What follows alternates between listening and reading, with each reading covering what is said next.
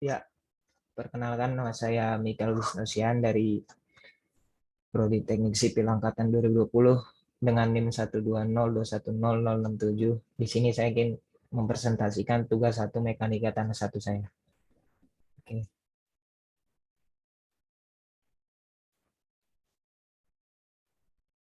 Oke, tugas 1 Mekanika Tanah 1.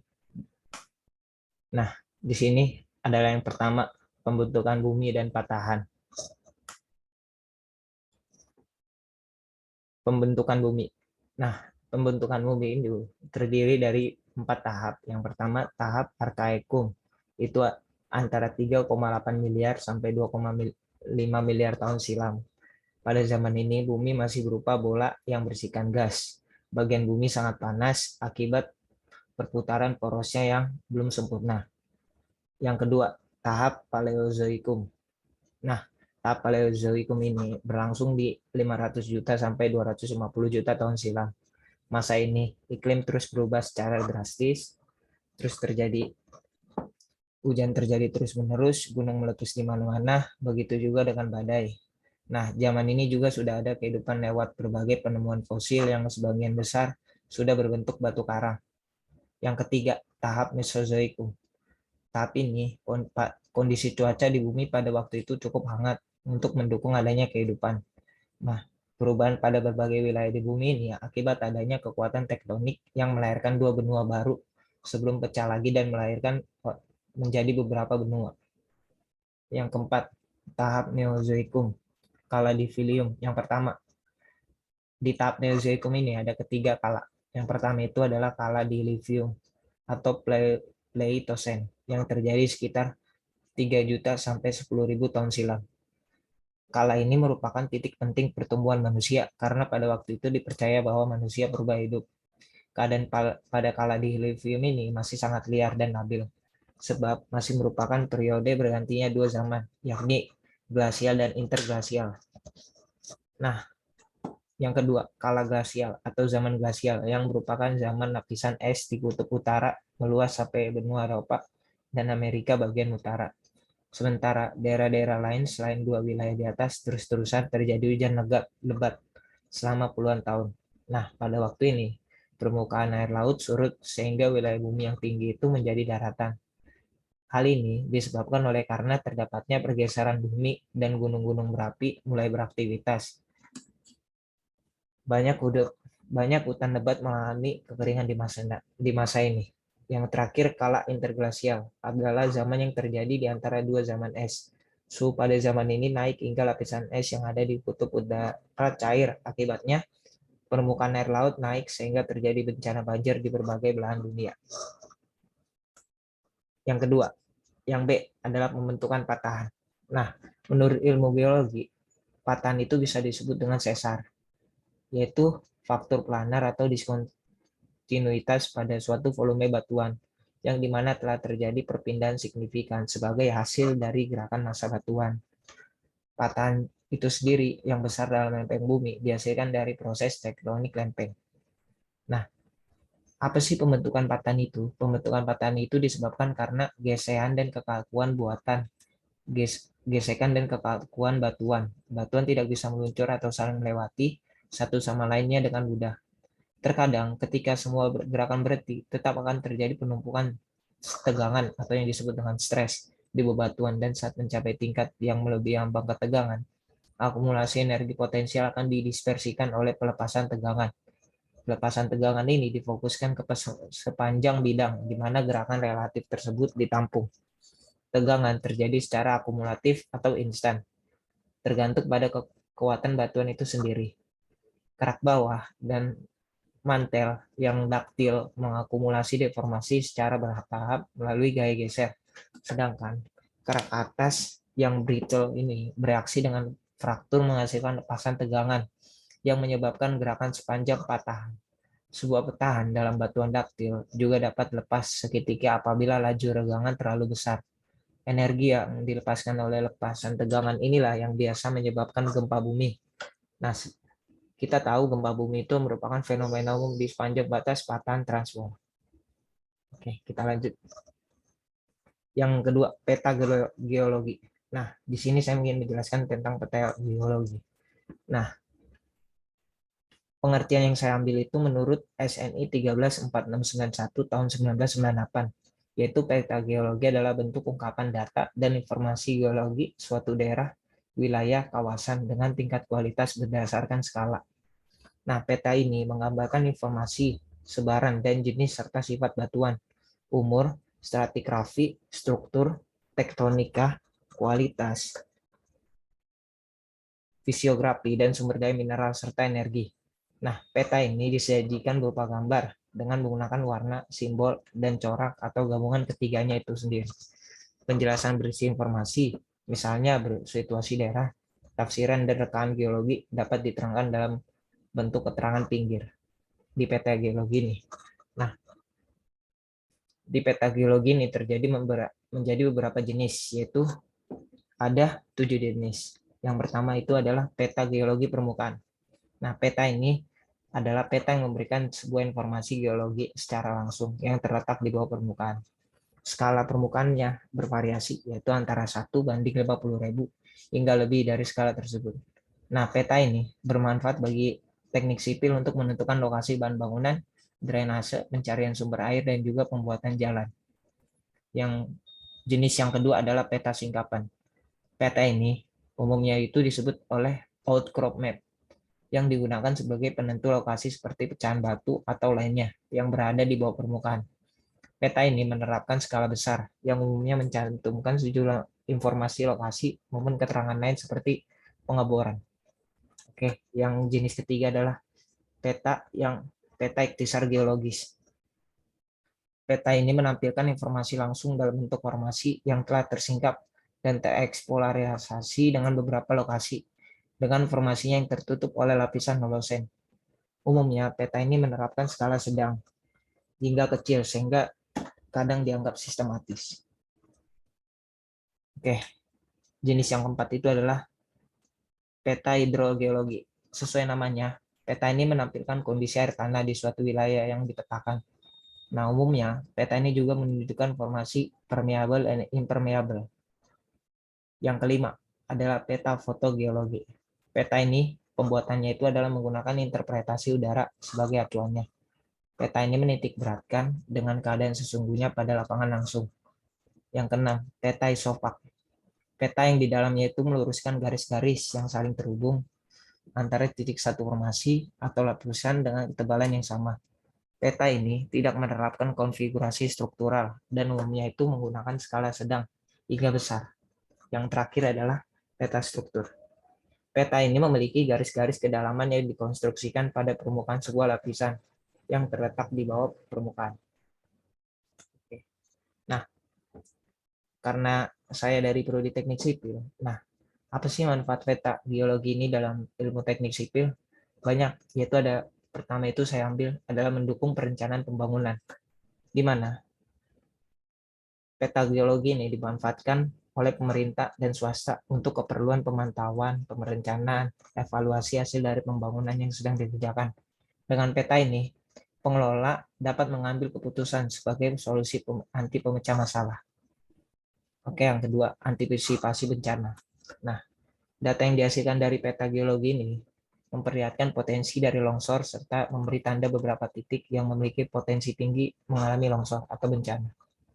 Oke, yang ketiga itu adalah pembangunan nasional. Informasi yang didapat dari peta geologi akan memberikan informasi dalam bentuk jenis dan juga penyebaran batuan, susunan morfologi, kemiringan lereng, urutan variasi batuan, tingkat rentah tanah, dan juga pengambilan keputusan atas layak atau tidaknya sebuah wilayah untuk sebuah maksud atau tujuan. Yang keempat itu, manfaatnya itu adalah tata ruang kawasan bencana. Peta geologi ini dimanfaatkan untuk mengantisipasi beberapa kawasan yang sangat rentan terhadap bencana alam.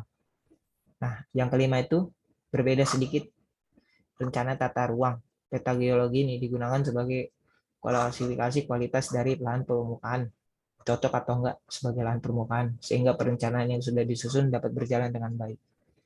Yang keenam, sebagai transportasi dan komunikasi. Nah, peta ini digunakan dalam urusan transportasi serta komunikasi, yakni untuk merancang jaringan pada jalan raya, jalan umum, kelistrikan, berbagai pipa untuk air, dan kegunaan lain, serta untuk jaringan telepon. Hal ini sudah jelas bahwa peta geologi itu sangat bermanfaat bagi ilmu teknik sipil. Yang ketujuh adalah informasi bawah permukaan.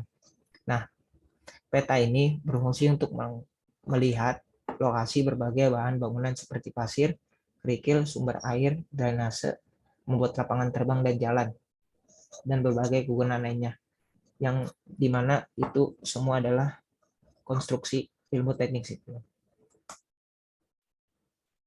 Oke, yang ketiga, kita masuk ke batuan. Oke, di sini siklus batuan.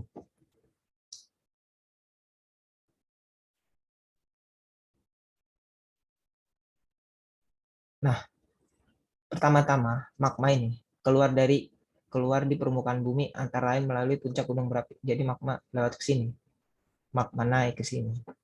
Nah, magma yang sudah mencapai permukaan ini, dia akan membeku. Nah, kemudian dia akan menjadi batuan beku. Dia akan menjadi batuan beku. Nah, setelah beribu-ribu tahun lamanya dapat hancur, terurai selama terkena panas. Jadi dia terkena panas, terkena hujan gitu. Nah, kayak gini. Ya, terkena panas, terkena hujan. Nah, sehingga menyebabkan batuan tersebut hancur, yang diendapkan sebagai yang kita sebut itu adalah batuan sedimen. Batuan sedimen, dia hancur lalu dia ke sini. Nah, batuan sedimen. Oke. Nah, batuan sedimen ini dapat berubah bentuk dalam waktu yang sangat lama karena adanya perubahan temperatur atau tekanan. Nah, sehingga batuan sedimen ini berubah bentuk menjadi batuan metaform. Begitu seterusnya. Dia adalah kontinu. Oke, lanjut.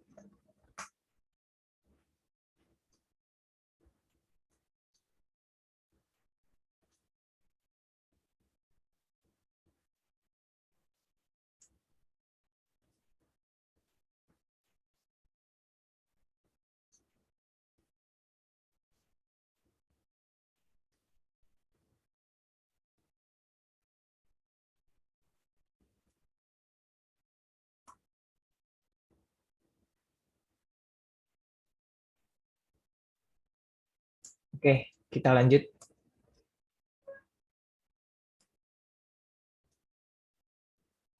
masuk ke batuan beku. Oke.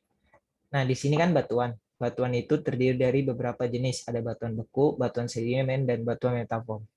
Nah, batuan beku itu contohnya itu adalah batuan beku ultrabasah yang mineral terkandungnya itu adalah SiO2 kurang dari 45%. Nah, contohnya itu adalah batu ini, basalt. Yang ini gambarnya. Yang kedua, batuan beku basah, batuan beku yang memiliki kandungan SiO2 antara 45 sampai 52%. Contohnya ini adalah batuan desit, ini andesit. Yang ketiga, batuan beku intermediate, batuan beku yang memiliki kandungan SiO2 antara 52 sampai 66%. Nah, contohnya ini adalah batu dasit. Ini adalah batu dasit. Yang keempat, yang terakhir adalah batuan beku asam. Batuan beku yang memiliki kandungan SiO2 itu adalah lebih dari 66%. 66%. Contohnya ini adalah batu riolit. Nah, ini batunya. Oke.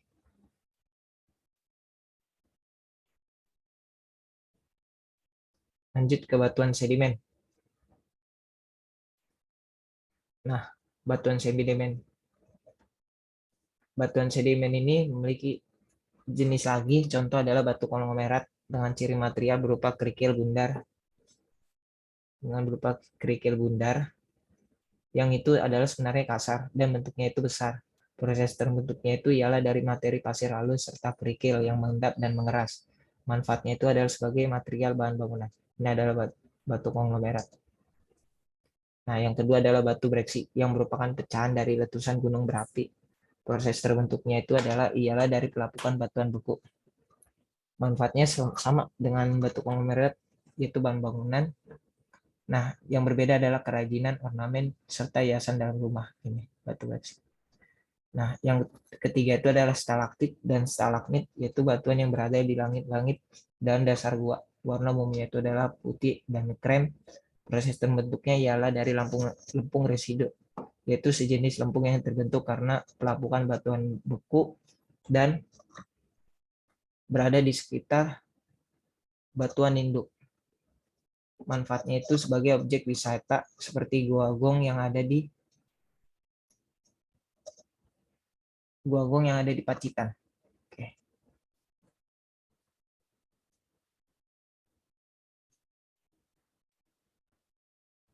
Oke, lanjut. Batuan metaform. Oke, contohnya itu adalah Ganesh. Nah, batuan ini terbentuk dari hasil metamorfosisme batuan beku dalam temperatur dan tekanan yang tinggi. Dalam Ganesh dapat diperoleh rekristalisasi dan foliasi dari kuarsa, feldspar, mika, dan apibol. Nah, mineral yang terkandung pada dalamnya itu adalah kuarsa dan feldspar. Sedangkan yang lainnya itu adalah biotit, horblende, dan augit. Nah, ini adalah contohnya batu Ganesh. Yang kedua, marmer. Batuan yang metamorfosismenya dari batuan kapur, baik itu batu kapur, kalsit, maupun dolomit. Nah, terbentuknya itu disebabkan oleh rekristalisasi kalsit dolomit yang biasanya berbutir lebih kasar daripada batu kapur aslinya itu sendiri.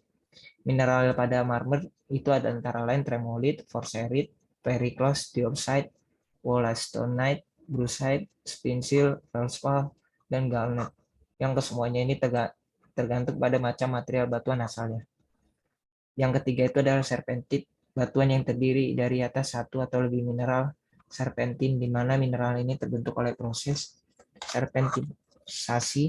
Serpentinasasi ini adalah proses metamorfosis temperatur rendah yang menyertakan tekanan dan air sedikit. Silika mafik dan batuan ultramafik teroksidasi dan terhidrolisis dengan air menjadi serpentinit. Berikut contohnya. Oke, yang terakhir adalah kita masuk ke pelapukan. Pelapukan adalah suatu proses terurainya batuan menjadi partikel-partikel yang lebih kecil akibat proses mekanis dan kimia. Nah, pelapukan mekanis dapat disebabkan oleh memuai, menyusutnya batuan akibat perubahan panas dan dingin yang terus-menerus. Itu yang disebabkan oleh cuaca, matahari, dan lainnya. Sedangkan pelapukan kimia, batu induk diubah menjadi mineral baru melalui reaksi kimia. Air dan karbon dioksida dari udara membentuk asam-asam karbon yang kemudian bereaksi dengan mineral-mineral batuan dan membentuk mineral baru yang ditambah garam-garam terlarut. Hasil ini dapat berupa tanah.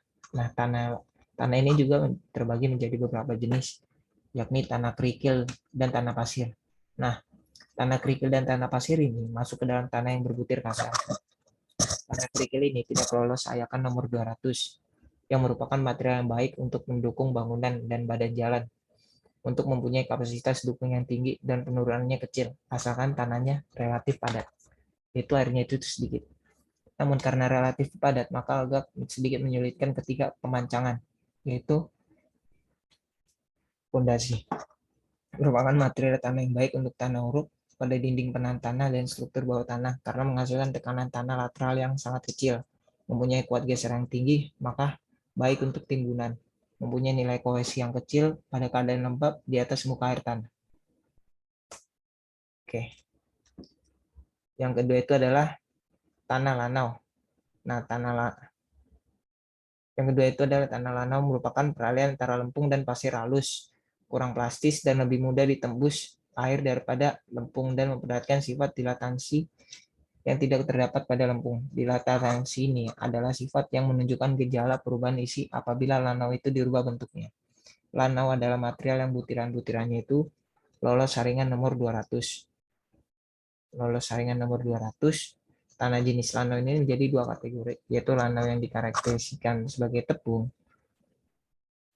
batu yang tidak terkohesi dan tidak plastis, dan lanau yang bersifat plastis. Sifat-sifat yang teknis lanau tepung batu itu lebih mendekati sifat pasir yang halus.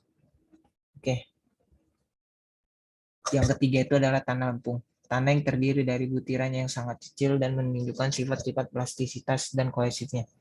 Plastisitas itu sendiri adalah sifat yang memungkinkan bentuk bahan itu berubah-ubah tanpa perubahan isi atau tanpa kembali ke bentuk aslinya, dan tanpa terjadi retak-retak atau pecah-pecah. Sedangkan kohesif itu menunjukkan kenyataan bahwa bagian-bagian itu melekat satu sama lainnya. Tanah lempung ini termasuk dalam tanah yang berbutir halus. Nah, tanah lempung ini dalam teknik sipil itu mendukung beban fondasi, sangat bergantung pada sejarah geologi, kadar air, dan kandungan mineralnya. Tanah lempung dinyatakan sebagai lunak, sedang, atau kaku, tergantung dari kadar air itu sendiri. Seperti yang dinyatakan dalam konsistensi. Pada waktu kering, tanah ini dapat sangat keras dan menyusut yang disertai retakan. Nah, pada waktu basah, kuat geser akan turun dan lempung menjadi mengembang. Sekian dari presentasi saya kali ini, kurang lebih mohon maaf. Presentasi ini guna memenuhi tugas satu mekanika tanah 1. Terima kasih.